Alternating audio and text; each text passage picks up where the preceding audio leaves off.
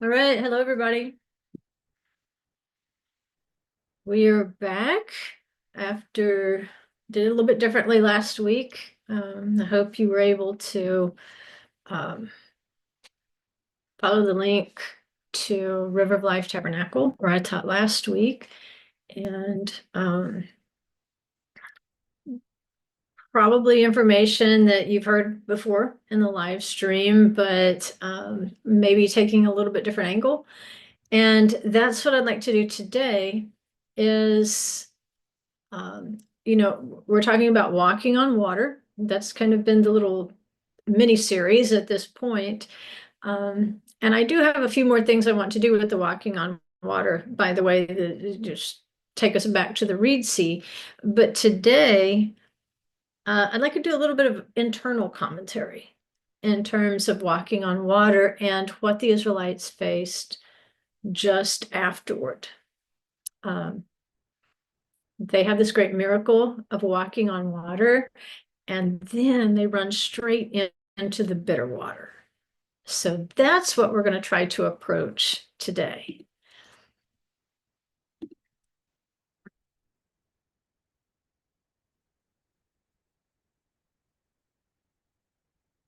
So if we look at how fast they were hit with the bitter water, the water of Marah, after the crossing of the Reed Sea, it almost feels like I don't know. Have you ever seen a dog that didn't really know it was on a chain and it sets off at hyper speed, it gets the zoomies and it runs really fast, and all of a sudden it hits the end of the chain and it just gets flipped backward because it just was not expecting to hit the end of, there was a limitation it was not expecting.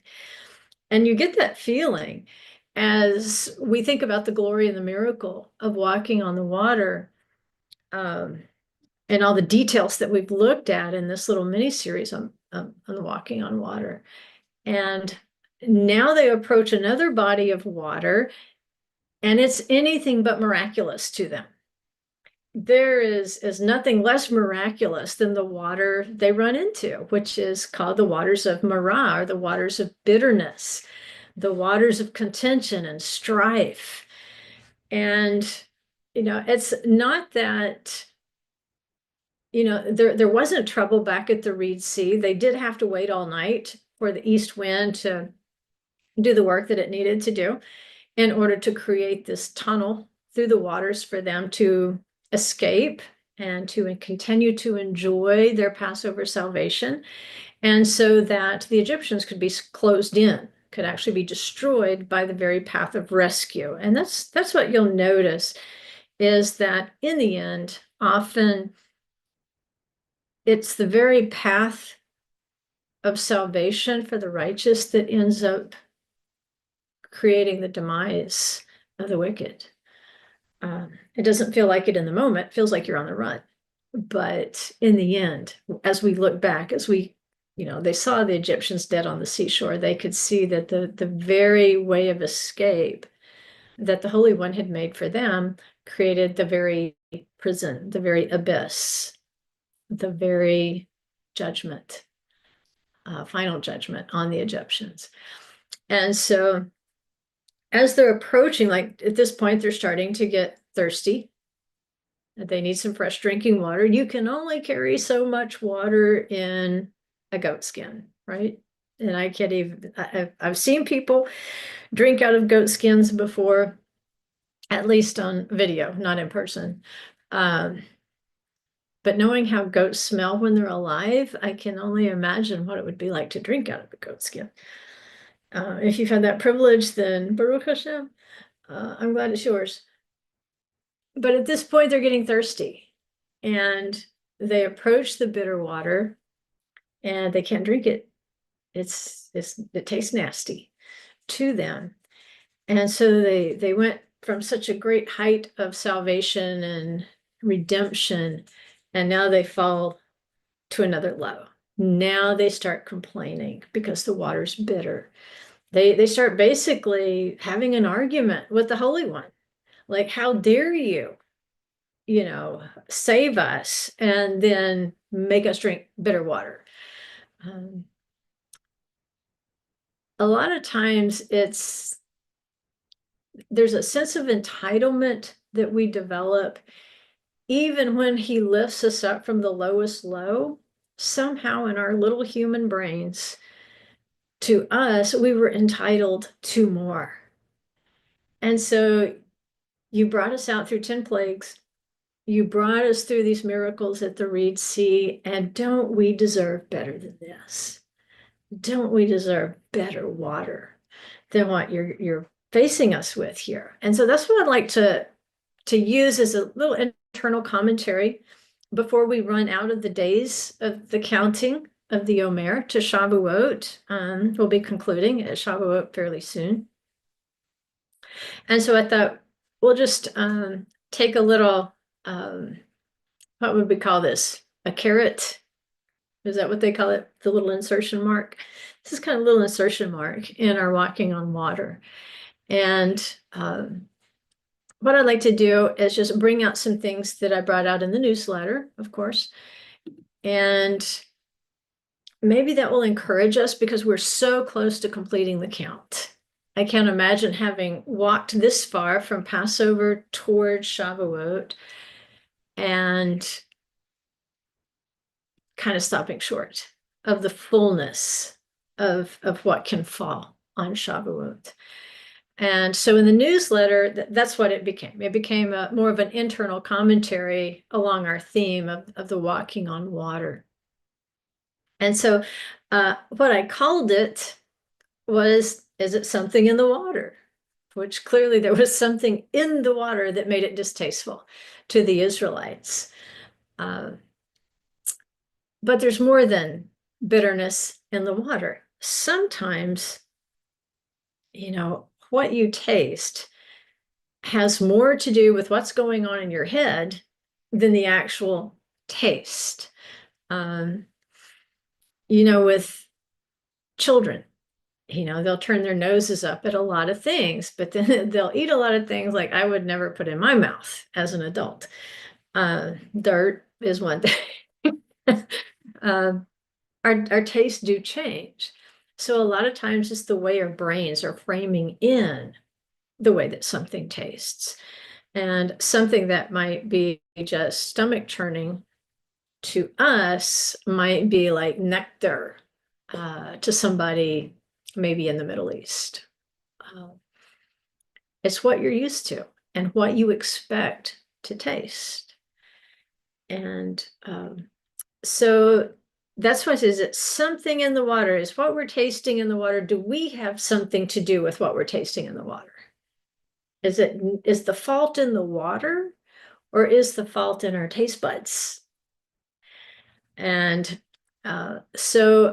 and it made me think, because this is during the counting of the Omer. You realize as the Israelites are traveling right now, they're in the days of counting up until Shavuot, until the time that they will encounter Adonai on the mountain, on Mount Sinai. And they will receive these, not just the big 10, but they will camp there and they'll receive 613 commandments total.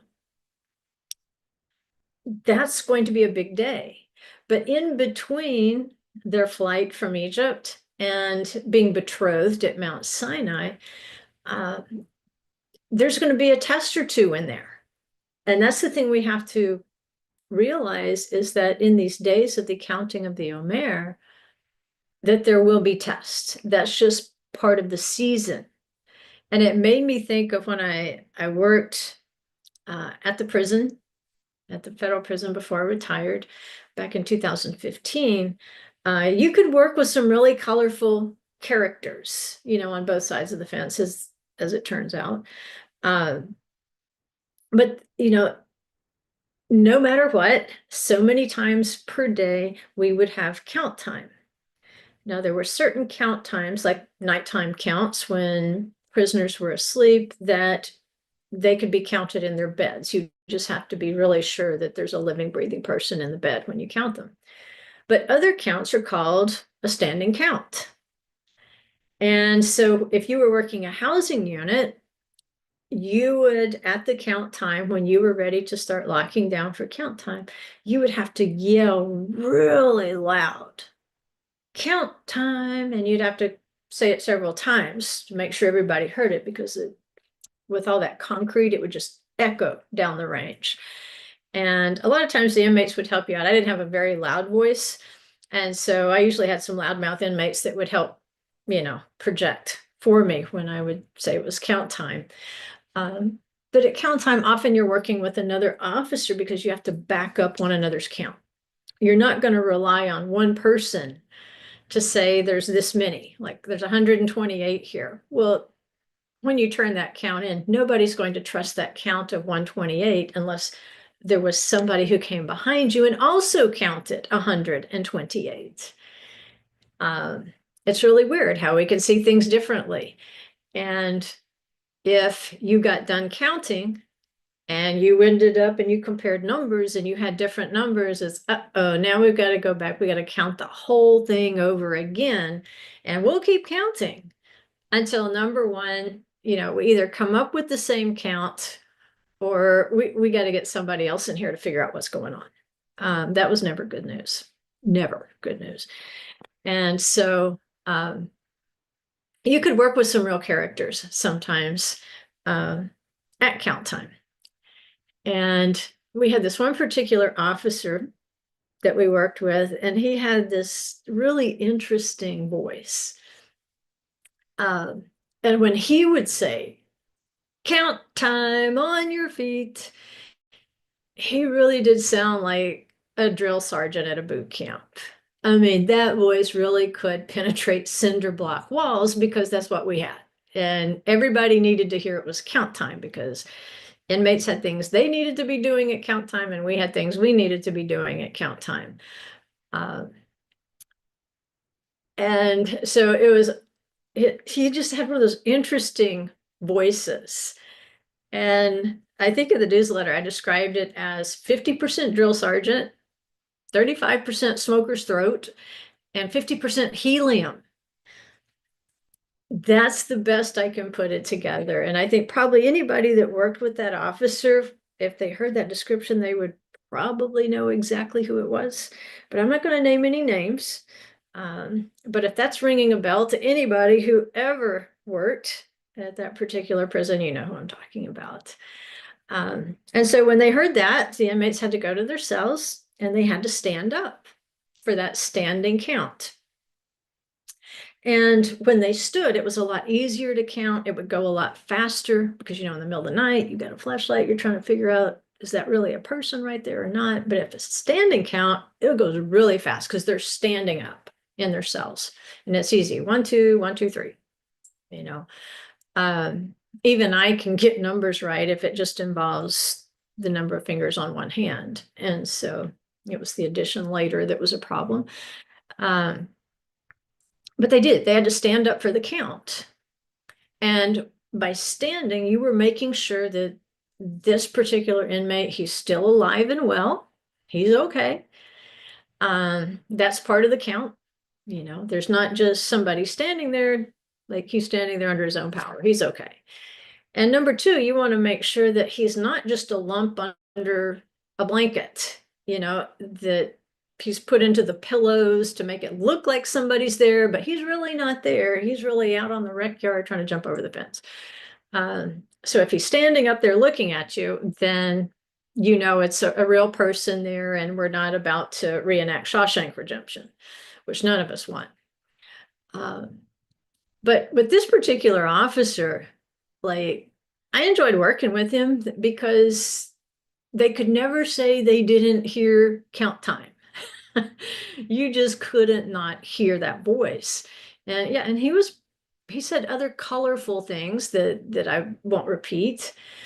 But for us, this is also count time. On your feet, count time. We are counting every day. We are counting the weeks, the 7 weeks up until Shavuot. And so agriculturally in the land, this is also a very busy time. From ancient times until today, this is a harvest time in the land of Israel. And that harvest time between Passover and Shavuot, it's busy. It's extremely busy. And that's one of those cases where, like, cheer up, it gets worse, because it's going to be even busier between Shavuot and the fall feasts, or the Feast of Ingathering at Sukkot. And so if we're having trouble during the counting of the Omer, then we're liable to have some real trouble after Shavuot as we're walking in that ceiling as a bride. That those white fields of harvest, working in those white fields, waiting on the other first fruits of the land, the other products of the land, and harvesting those things such as grapes and figs and so forth, with a view toward the fall feasts. So there's a reason that it's associated with the agricultural harvests, because these represent our maturity in the word. As we work in the fields, harvesting and nurturing and protecting and cultivating, it represents our growth in the word itself. And so I want to read this parable out of Luke 8, 7 through 15, and I'm abbreviating some of it just to kind of get to the point. Yeshua said, "Other seed fell on rocky soil, and as soon as it grew up, it withered away because it had no moisture. Other seed fell among the thorns, and the thorns grew up with it and choked it out. Other seed fell into the good soil and grew up." You hear that? It grew up and produced a crop 100 times as great. Now, the parable is this: the seed is the word of God. Those on the rocky soil are those who, when they hear, receive the word with joy, and these have no firm root. They believe for a while. In a time of temptation, they fall away. The seed which fell among the thorns, these are the ones who have heard, and as they go on their way, they are choked with worries and riches and pleasures of this life, and bring no fruit to maturity. But the seed in the good soil, these are the ones who have heard the word in an honest and good heart, and hold it fast, and bear fruit with perseverance. So Yeshua is teaching about different ways that his word can work in our lives. And so when a seed of the word is sown into us, it's fresh, it's new. And think about how we renew this cycle each year. And it begins with the first of the months at Passover. And most of us have a blast at Passover. Really, Passover's for kids, and then we all become children again as we enter into the kingdom at Passover. It helps us to renew the joy of our salvation each year. We get that fresh wonder in the word. But as we start counting the Omer, as we start counting the days and the weeks towards Shavuot, the seed that we've received of the word, that freshness that we've received at that time, we can see it falling into a mortal danger, because we're mortals. And the seed has been entrusted into mortal human beings. The seed itself, it has the promise of life. But Yeshua in his parable told that our concern really has to be about the soil. The fruit will fruit if we provide certain conditions. We have to prepare the soil. We have to protect the soil from predators. We have to nurture the soil. We have to cultivate it. We have to water the soil. And if we don't take care of the soil, then the fruit that could have matured in that field, it dies in the very early stages. And so as this Omer count is going on, it gets a little harder to stand and be counted. We get a temptation. And what do we say by temptation? Well, it's a test of the word. Actually, a temptation is a test of the word. Like, you know what the word is. Maybe you can quote the word verbatim from scripture. Maybe you can even quote it in Hebrew. But when the adversary comes to you and tests you to see if you really understand that word and you're really going to stand on that word and you're ready to stand and be counted on that word, will you do it? And we get that with Yeshua being, tempted, being tested in the wilderness, tempted, tested, same thing. Yeshua, if you're the living word, are you going to stand on it? And so he's presented with an option. The adversary says, you're hungry, turn these stones into bread. He recognizes right off the bat that's a twisting of what the word actually means. So one test we might have over the word is whether we're willing to take a shortcut. Are we willing to take his word and misapply it when we know what it actually means? But we'll twist it to fit our situation and make our situation easier, less inconvenient. Yeshua said, no, man does not live by bread alone, but by every word that proceeds from the mouth of God. Or what about the temptation to throw yourself off a height of risky behavior? You know you shouldn't jump off and do that. And yet the adversary comes to you and says, you know what? It's going to be fun. Just jump. Oh, after all, an angel will bear you up. And Yeshua's like, no, that's not what the word means. It is written, thou shalt not tempt the Lord thy God. You shall not test him. What are you doing? You're testing to see if he will.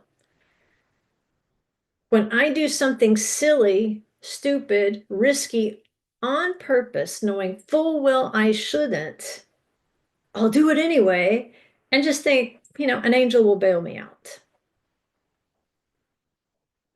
And Yeshua says, no, I'm not putting Adonai to the test just to see if he'll come around to my way of thinking. If he'll let me get away with this, I'm not going to push him into that corner. It's his job to push me into corners, not for me to push him into corners. Or what about idolatry? The adversary says, just bow down and worship me and you'll get all the stuff you want. Anything you want. It's all yours. Well, that's idolatry. Greed is idolatry. Rebellion to get our own way, that's idolatry. Sexual immorality, it's idolatry. And so we have to recognize that, when the world offers us anything we want, not what the Father wants for us, because he's already written a commandment against it. We want that. He says, no, you can't have that. Not if I'm your Elohim. Now, if you want to serve yourself, you can pick the name of any God you want. But that's ultimately who you're serving. You're serving yourself. If you go ahead and do it anyway, that's idolatry. And it'll choke you. These things, these pleasures, I want to do it my way. I enjoy this, I enjoy that. It'll end up choking out that word. It will begin to proliferate. And sometimes this can happen even with things that aren't explicit sins. It's just busyness that's choking out the seed of the word. Right? And it's really like we need to be choking these things out of our lives, and we won't make that choice. And instead, we allow that thing to choke off the operation of the word. Like little by little, the time crowds in there, and it'll take your time away from study. It'll take your time away from other believers. It'll make you so busy that you will cease to be nourished in those times of studying the word. And what's happening in those times of studying the word is that you're putting down deep roots. And the deeper the roots go, the more they can find water. In the lower places, the deeper places that will sustain the plant even when the top is dried out. And you know what? Thorns love dry, hard ground. They really do. If you've ever gone barefoot in the summertime, if you're walking over this really green, lush, moist grass, you're not liable to step on a sticker. But if you walk through that harder grass, where the grass is thinner and the ground is really compacted, it's like the thorns love that. And you will step on a sticker every time. You might even get a foot full of stickers. But see, if we will not allow the busyness of this world to choke off our times of nourishment, then those deep roots we put down, it works in the reverse. It will start to push the thorns out. And so it's a test. Are you going to allow the thorns to choke out your study of the word? Or is your study of the word going to choke out the thorns? And that's what you know. If you've ever done any gardening, if you will be careful how you plant and you will plant the good things, then it doesn't create as favorable a condition for the weeds and the thorns to spring up. They actually prefer, in a lot of cases, bad soil. And so a lot of it is knowing how to work our soil, keep turning that soil, keep cultivating that soil. Because when you cultivate that soil, you're getting rid of the weed seeds. You're getting rid of the thorn seeds. And you have to be diligent because I'll tell you this from experience. You can be gone maybe on a teaching trip for a week, and you come back to your garden and it's all but choked out. You almost have to be there every other day in order to deal with weeds at certain times of year. Excuse me. So focus more on the word and tending that word in your life daily. You may not like it when some of these other things are choked out because you enjoy them. Or you feel like they're a way of making provision. But here's what Yeshua said about those things in Luke 10:41 and 42. Yeshua said, Martha, Martha, you are worried and bothered about so many things, but only one thing is necessary. For Mary has chosen the good part, which shall not be taken away from her. What is Mary doing that is the only thing necessary? The really necessary. Yeshua is saying, hey, you know what? My disciples aren't going to suffer, lasting harm if their bellies growl a little bit while I'm teaching. Let them growl. I'm here. Mary gets it. She's sitting right here learning everything she can while I'm right here. While the opportunity is here. But you're more worried about filling our bellies. But I'm trying to fill your belly. And so what Mary has chosen is what's going to choke out the things that are not necessary in that moment, in that season. Martha's more worried about taking care of what she thinks is a necessity, when actually the word is the necessity. The word will sustain you when that meal has long passed back into the earth itself. And so when we think about entering into the kingdom, these busy days, they're going to be weighed in the balances of the kingdom when we enter. And the busyness, the things that choked out our study of the word, as it's weighed in there, imagine how much of that Yeshua is just going to take out of the balance and toss. Take, toss. Not necessary. Not necessary. Too much.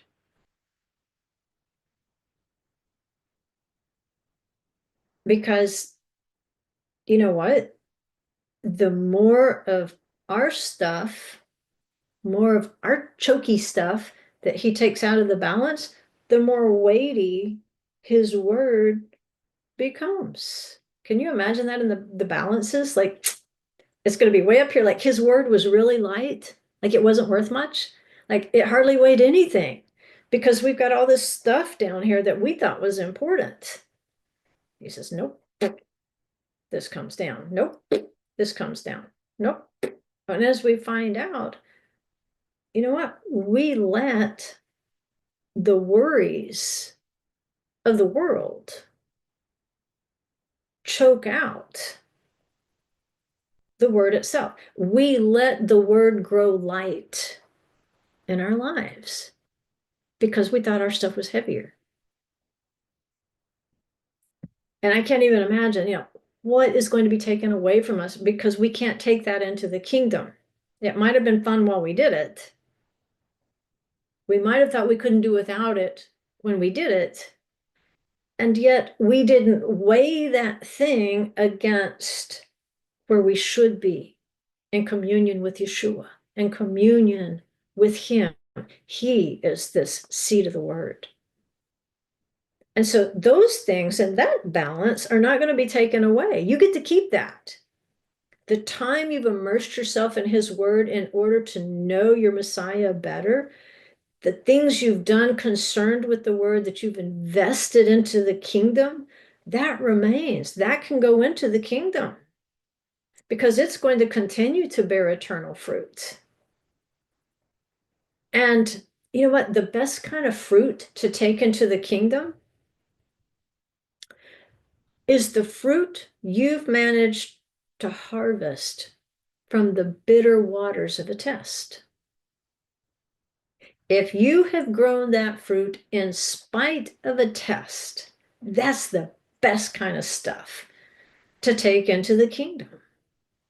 It has eternal value. So yeah, I think there is something in the water. When we think of this test at Marah, and they're saying like it's bitter, we can't drink it, there's no fruit in this. There is something going on during count time, during the counting of the Omer.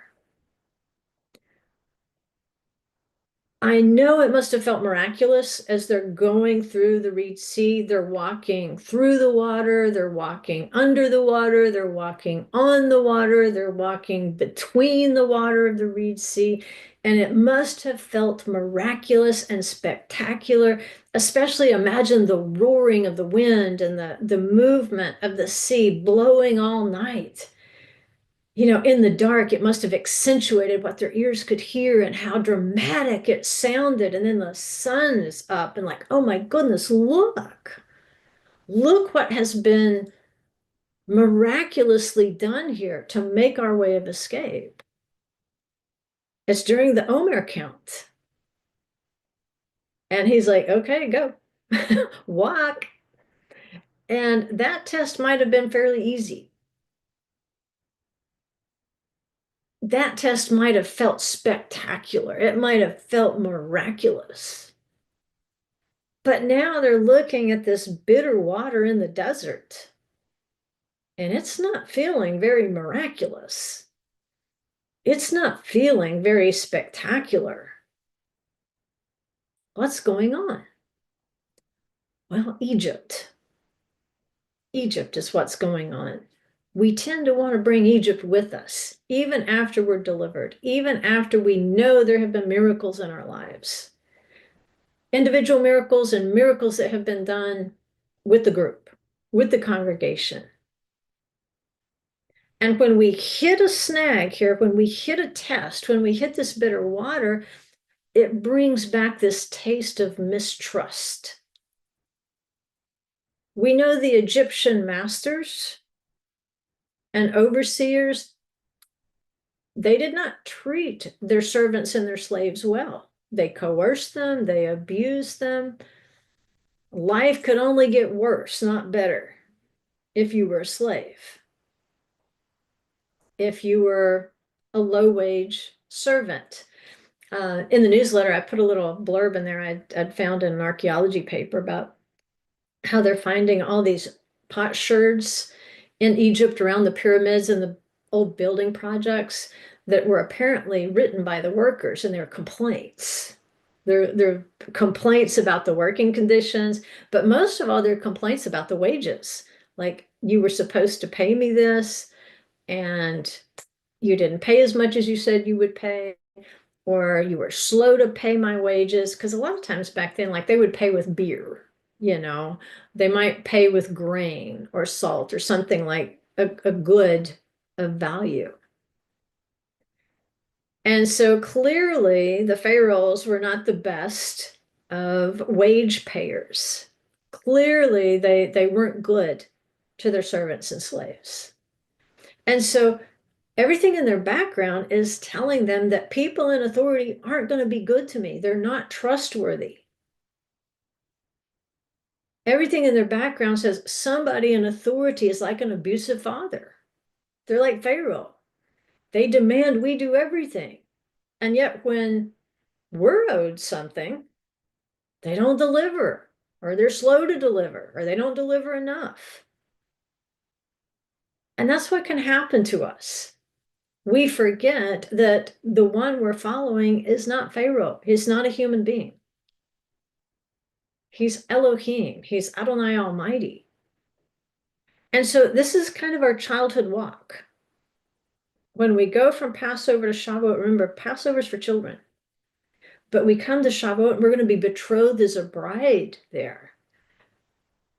There's a maturation process that should take place between Passover and Shavuot, and counting those days and knowing that you'll be entering into those tests during that count. It's helping you grow from that childhood to that young lady ready to be betrothed. And so we know that those days of the count, they are characterized by tests. You're going to get a test or two. And why is that important? Remember what Paul said to the Galatians in Galatians 4:1? He's talking about how children and slaves are similar. He says, as long as the heir is a child, he doesn't differ at all from a slave, although he is owner of everything. So you see, we've got these slaves coming out of Egypt, and Moses is telling him, hey, you are the children of Israel. You are children of a prince in Israel. You were heirs to the promised land. You were heirs to everything promised to Abraham. And they're like, oh, this is great. And we can walk on water and everything, and everything's going wonderful. And then all of a sudden, why are we treated like slaves? Well, like Paul said, as long as the heir is a child, he's no different from a slave, even though he owns everything. It's an ancient principle called here now but not yet in Scripture. And they're being forced to rely upon the Father at every stop along the way to Sinai. And so it starts with this encounter with the bitter water. And so how do we know they're still children spiritually at this point? Because they're doing the same things we did when we were kids. I remember like these long rides. My parents would take me back and forth from Arkansas to California, back and forth, back and forth, back and forth. And that's a long trip, folks. And I hated those long, boring. That's how I learned to sleep in cars. You put me in a car to this day, I get sleepy.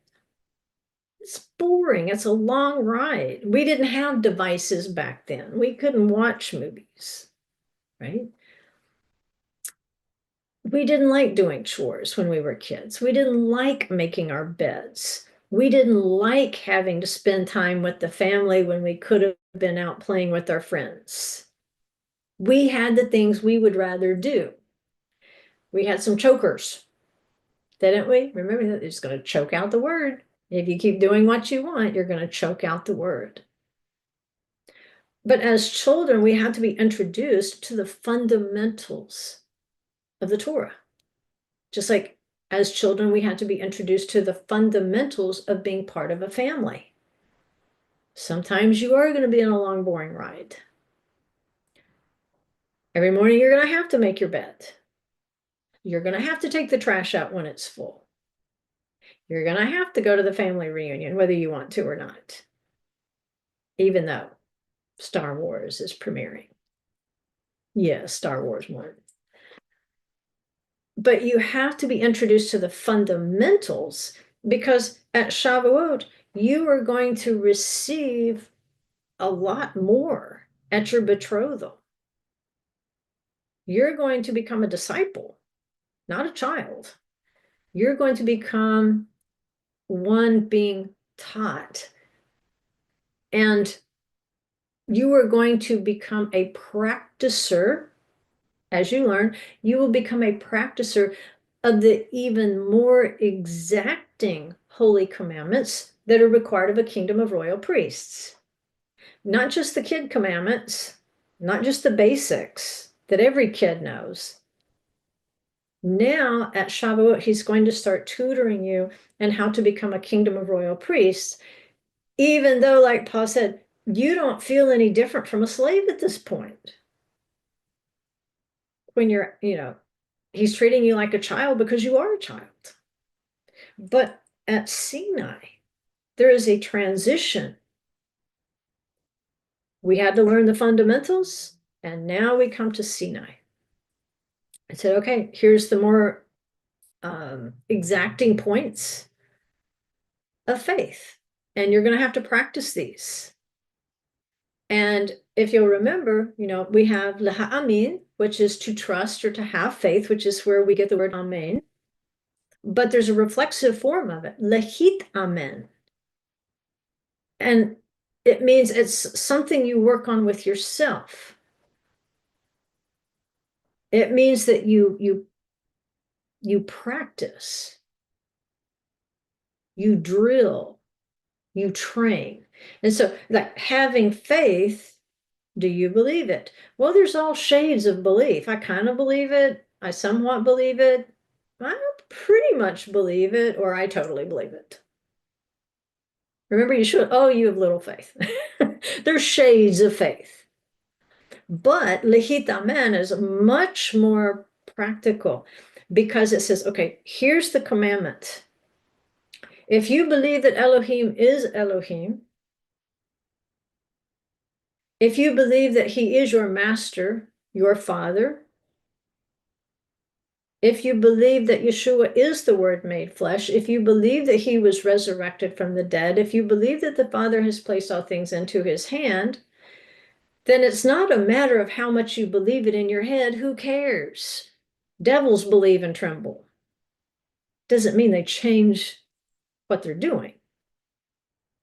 Lehit amen says, I believe it so much, I'm going to do it. I'm going to do what he says. If the Father says to do this, I'll do it. And I won't just do it, I'm going to practice it. I'm going to drill on it. I'm going to train myself in it. And the more I do that, the more James says, faith without works is dead. What am I showing? You know what? I don't believe in a dead Messiah. I believe in a living Messiah, and therefore I am going to keep the word living in me. I'm going to practice what he said, because I believe he's alive. I don't think he's dead. I think he's alive. I'm 100% convinced Yeshua is alive. I am 100% convinced Yeshua's coming back. And I believe it so much, I'm going to do what he said. Because I know I'm going to have to answer to him. He's going to be putting my works in the scale. First of all, to see if they're alive, and then second of all, to see how much weight I gave them. Because the more weight I give his commandments, the more weight I'm giving him as my Redeemer, as my Savior. Knowing that if I learn a commandment, I'm going to be tested on it. I will be tested. And some believers, they love count time, especially if it's a commandment they like. But some people don't like count time. It's just like when we were in school. Some kids loved test day. Some of us endured test day, and still others developed a stomach ache and stayed home. And I think we all fall in there somewhere. When we look at believers, you could say, okay, there's believers who really see Moses' instructions as sweet as the tree of life. And there's those who see them as bitter, distasteful, unnecessary. I don't really need this to grow up. And the father's saying, oh, yes, you do. Just because you're thinking like that tells me you need to grow up. If we're going to be the bride of the Messiah, then we don't get to choose what grows us up. We get to choose if we grow up, but we don't get to choose what. And so we can be somewhere on that spectrum as we walk. We tend to swing between those two positions along the journey. It depends on how difficult the test is. But the Father's preparing a bride. He's growing us up from children to a bride. So he's going to keep washing with his word. And we have to practice, drill, baby, drill, and train. And along with that should be a correction of the attitude toward it. Because if you'll compare this to another kind of bitter water, remember the water of the sotah, which is the woman accused of adultery. There was a trial that she could go through if she wanted to, if she's been accused of adultery, if she's suspected. And what would happen is they would write on the parchment these words of the Torah, including the sacred name, Yod He Vav He. And then that would be washed off in the water, and she would drink bitter water.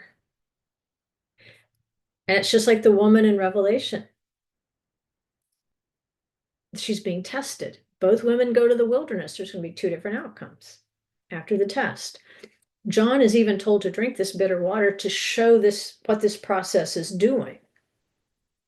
Because if she's innocent of adultery, there's no harm, and she's going to bear fruit. She has kept her soil in good condition. She is ready to stand and be counted, even when she's being accused of something she didn't do. But if she's guilty, and I don't know why she would have this kind of death wish, but the understanding from the way that it's worded is it's not just the woman who's going to waste away if she's guilty. Her adulterous partner would waste away at exactly the same time in exactly the same places. You get the drift. What's happened here? Her soil went dry. The summer heat. She didn't guard herself against predators. She let non-kingdom business choke her out. It choked out the commandments in her life. It choked out her study of the word, her ability to hear the word. And when we're not hearing, we're not doing. Hearing in scripture means to do it. Like, I hear it, I'm going to do it. I'm going to practice it. Drill, baby, drill.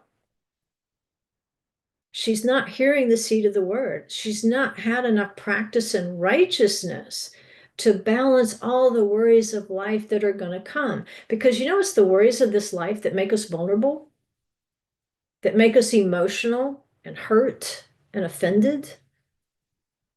And when we're vulnerable like that, in that state of victimhood and offense, we are easy pickings for the adversary. He's not worried like we are about obtaining a good harvest of barley and wheat. He's trying to destroy it. And what he will do, he will pluck it up before that plant can come to maturity. He will pluck it up in a state of childhood. See, if you didn't pass that test, you're still a child when it comes to that commandment. You go no further until you pass that test. And so you might be growing to the exact same state every year, and the average says, oh, there they are right back there at that offense. I can grab that. That's mine. Nothing good's going to come of that because they haven't protected that soil. But if we will practice in righteousness, it slowly washes away this victim mentality of Egypt. Because the more you walk in the word, have you noticed how you get more confidence in it? Because you're practicing, you're drilling. And so the more confidence we have in the word, the more confidence we have that, yes, the word is Yeshua and he is here to help me along this walk. I can outgrow these vulnerabilities that are inviting predators. I'll practice these commandments and I'm going to send down my roots deeper and deeper, and I will be able to find water in a situation where the topsoil is dry. Count time is one of those vulnerable times, guys, and it's running out fast. We have to practice. We have to keep practicing because it just gets hotter after Shavuot. That bitter water of Marah, it tested the Israelites who just walked on water. What are they thinking? Remember, it's the Egyptian mindset, living under authoritarianism and being unable to trust that authority that you're under. And so he's testing them. Will you trust my authority? And they don't. Not trusting. Who do they think of? They start thinking of Egypt again. Or no, you can't trust those in authority over you. But at least they were more familiar with that. Now that you've brought me out here in the wilderness and you've given me bitter water to drink. What's he testing them for by making them drink that bitter water? It's the trial of the sotah. Are you thinking about adultery? We know they had fallen into idolatry in Egypt. Are you thinking about your idols again? Because when I bring you to Sinai, we don't want a golden calf. I'm warning you. This is a little test. You get to Sinai, it's going to be a big one. Or have I brought you through enough miracles? Have I saved you enough? Have I given you miracles in your life enough that you will stop, you will think through this problem, and you will practice faithful thinking based on the word I've given you, the promises that I've made to you? And will you be able to find sweetness in this situation, in this test? There's no doubt it's a test. There's no doubt you don't want to be here. There's no doubt you don't want this discomfort, but are you able to find some sweetness in it?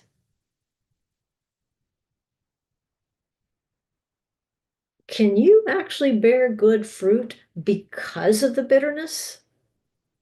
In spite of the bitterness, can you bear good fruit? When anybody else would just say, hey, you know what?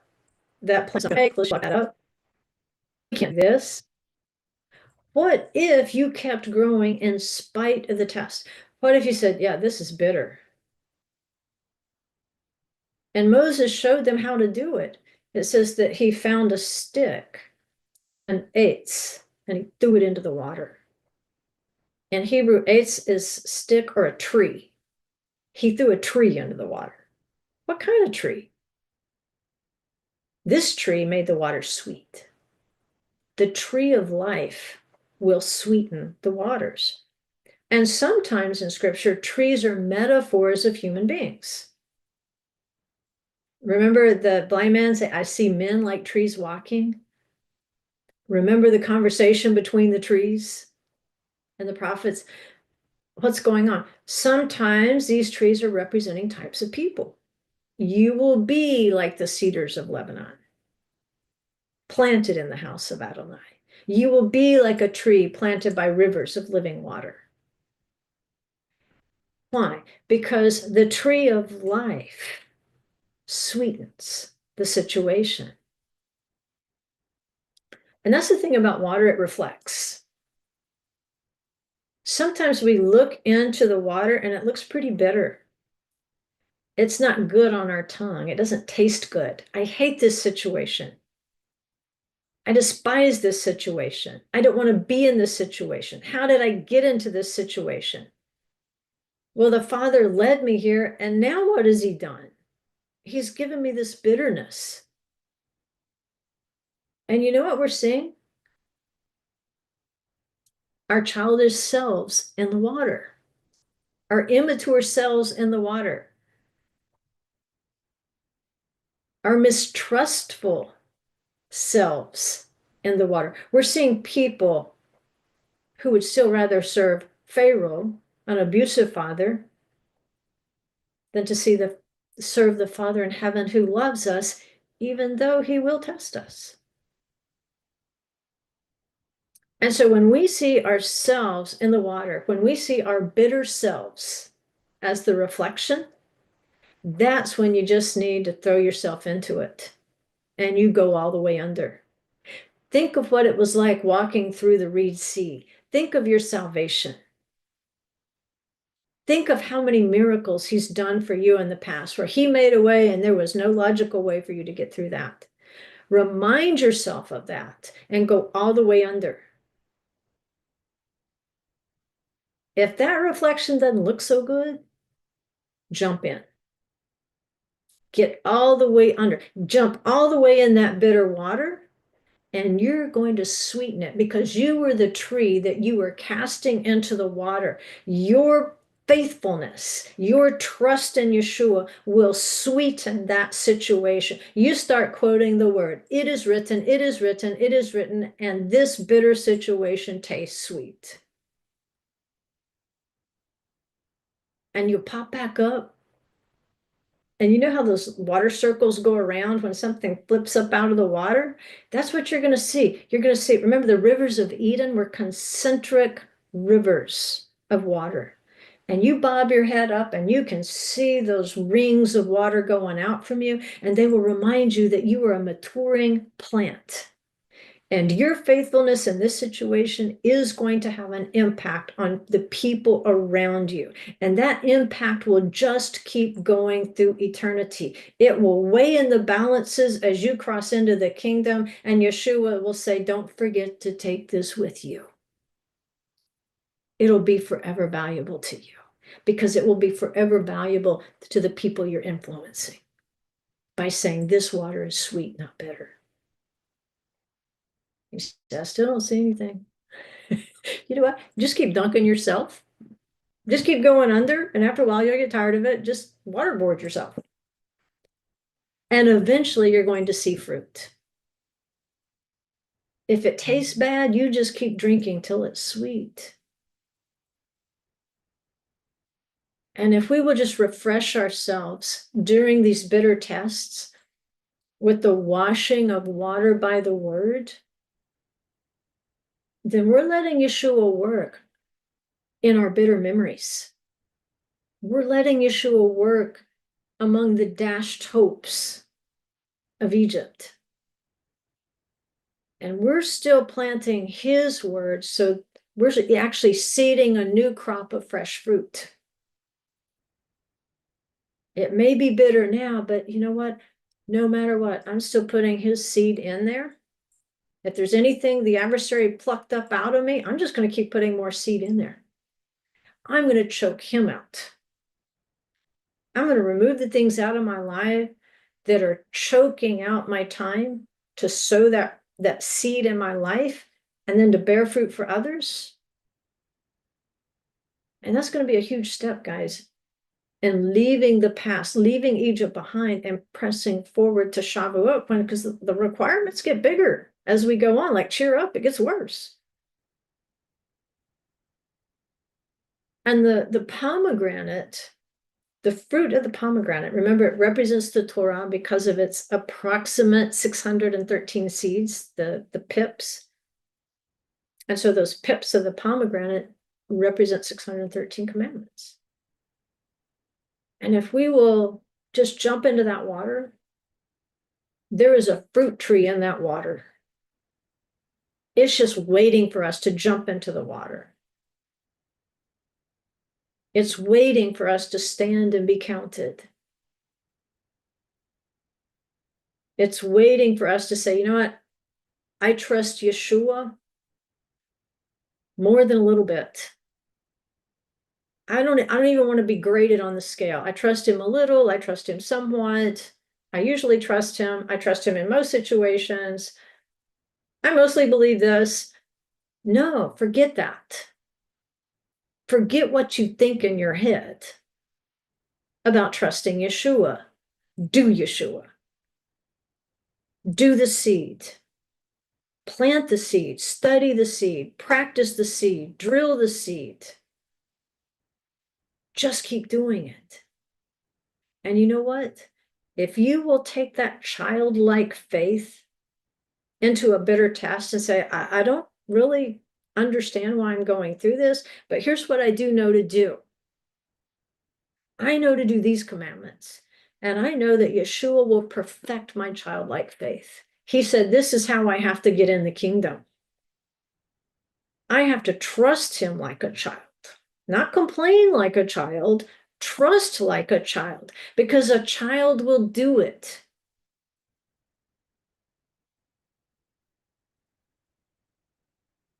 And so we have to see Yeshua. As we look into the water and see a reflection, we need to see him.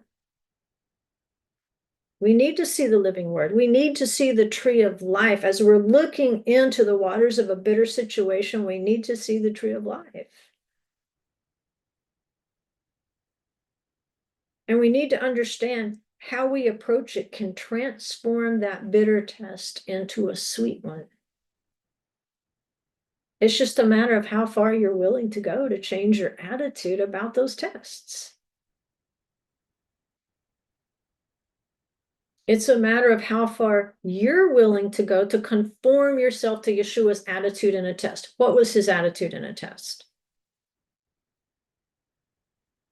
Well, number one, he said, don't be foolish and don't be of little faith. Either do it or don't.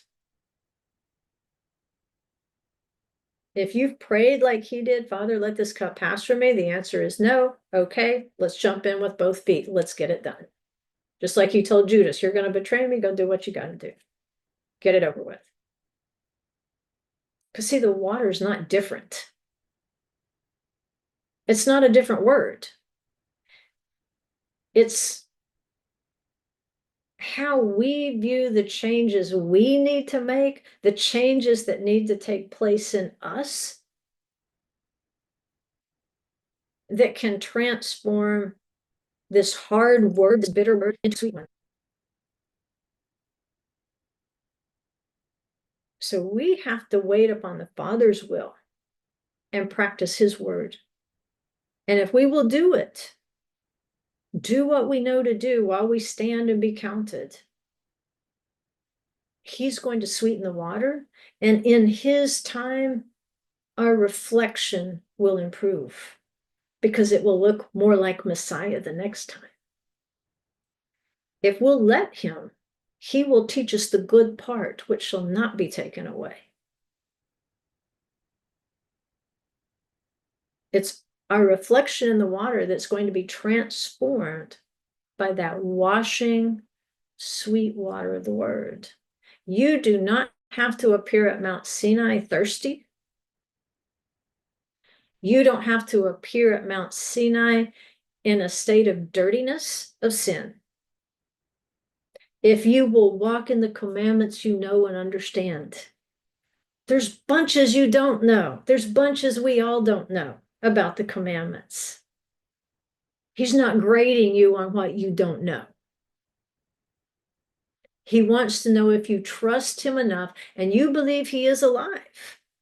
And if you trust him and you believe he is alive, then you will do what he says to do when you know to do it. Because there is something in the water. It's Yeshua. He's the solution to count time.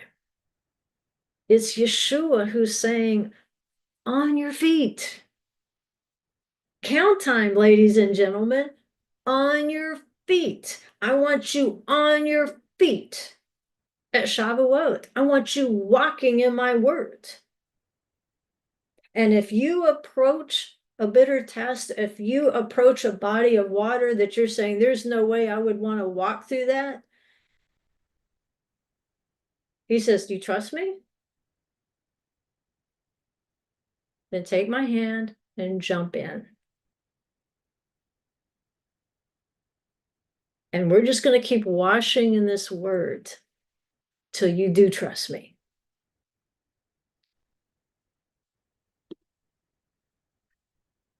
So I hope that's an encouragement to you.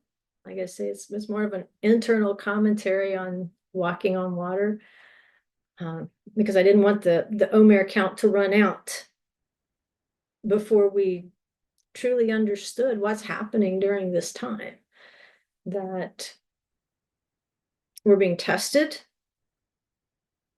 at the level of a child, guys. I mean, I know our tests, we go through them and we think they're grown-up tests. Too many times they're child tests because we will not grow up.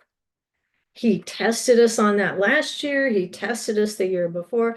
And each time we're like, no, I'm not going to change the way I approach this. And he says, okay, babe, I'll be back. There'll be another test. And when you're ready to do it my way, then we can move on.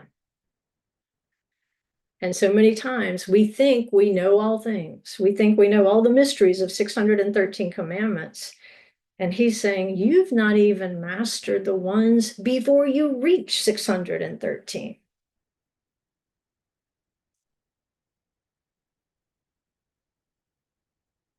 We have to enter in like a little child.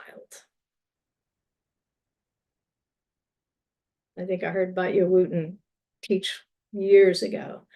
And she talked about how women, we kind of get the fundamentals of faith and faithfulness. Like if mom says, play nice, girls tend to get that better than boys. Boys like, I need the details on that. What exactly constitutes nice? And then I'll know if I've been nice or not. Most children, though, I think if mom says play nice, you know what not nice is. And so up to Sinai, Adonai is giving them particular commandments, some of them very concrete, about the lamb and the blood and so forth.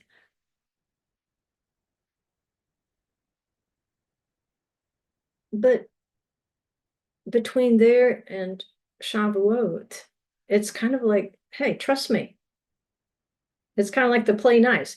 Just trust me. Just stand still and watch me save you. Right? Just take me by the hand. Like Yeshua. Okay, come on, let's go. I'm going to command you in little steps. That's what he was doing at this point. I'm commanding you in little steps up to Mount Sinai. And then at Mount Sinai, I'm going to give you some things.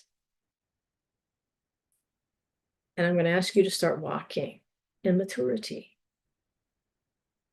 I'm going to start asking you to walk in the heat of the summer and to maintain that faith until we reach the fall feast when I come back.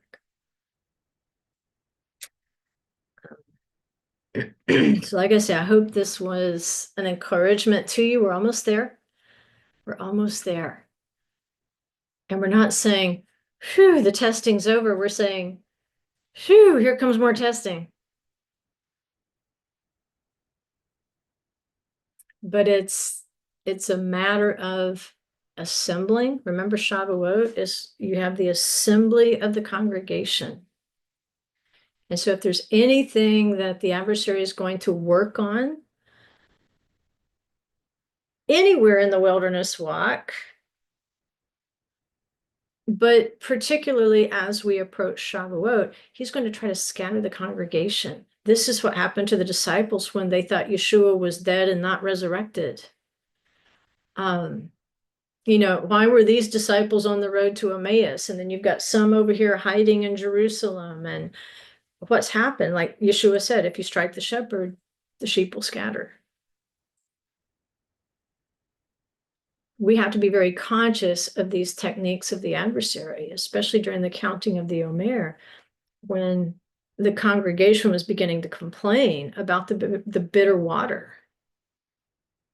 and to start to look back at Egypt. And this was cracks already starting, big cracks later, but cracks beginning. And so if you say, I'm scared to jump in that water, I don't like what I see, but I don't know if I'm ready to jump in that water. Grab somebody's hand, somebody of like kind and like mind, somebody who's exhibiting a little more faith than you in the present situation. Find that person. There's always someone out there who's a little more optimistic about the situation. If you're looking and saying, I can't drink that, and the person over here is saying, we can do this, find the one that says we can do this. You know, they say the manna was the same way in the wilderness. It depended upon the condition of your heart, how it tasted. And if your heart was good and right with the Father, then the manna could taste like anything you wanted it to taste like. But if not, then you're in that complaining crowd that says, all we have is this dry, tasteless manna. It's the same manna, just like it's the same water. Is the water sweet or is it bitter? Is the manna dry and tasteless or is it sweet?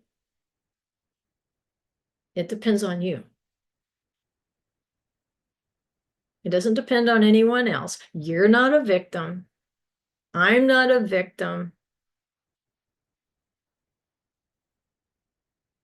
But if I persist in that victim mentality, I will create a vulnerability in myself that the adversary sees and says, I can pluck that one up before it's ripe. So you choke him out. Choke him out. How do I choke out the adversary? The more the worries of life try to choke me, the more time I spend in the Word. That doesn't mean you have to sit there with the Bible in front of your face all that time. Praise and worship music and sing along. Sing hymns if you remember them. If you don't, get you an old, you can get an old hymnal for next to nothing at a garage sale nowadays. People don't sing hymns as much. Get you an old hymnal. Read some of the words in those hymnals. Sing them if you know them. Listen to good teaching. Teaching that doesn't compromise the word. Teaching that doesn't give you a door out.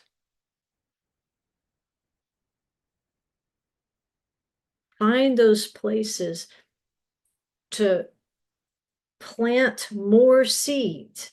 Like I say, the more seeds you plant, the less room there is for a weed. The less room there is for a thorn. You know, the thicker our grass is out here in this side yard, the less chance there is of thorns. I know, because I'll walk out there barefoot and I'll tell you exactly where the thorns are and exactly where the grass feels good on my feet. The thicker the grass, the thicker the good stuff, there's no place for a thorn. And that's why I say you just load yourself up on opportunities to study, to practice, to drill in the word, to listen to the word, to do the word with other people. And it's the adversary who will be choked out. Amen. Drill, baby, drill. All right, I'll let you guys go. Let me look at the calendar to make sure. I think we're good for next week, and then there might be some changes the week afterward, because I'll be at Jacob's tent that weekend, 6th, 7th, and 8th. All right, but for next week, we should, B'ezrat Hashem, be able to have the live stream next week. And but between now and Shavuot, you've got your marching orders, right? And you've also got your swim time assigned. Whether you're walking, standing, swimming, drinking, you know what to do, right? And so just try to imagine, I'm not going to say his name, but just try to imagine that officer calling out to you when it's like, I don't want to stand up in this situation.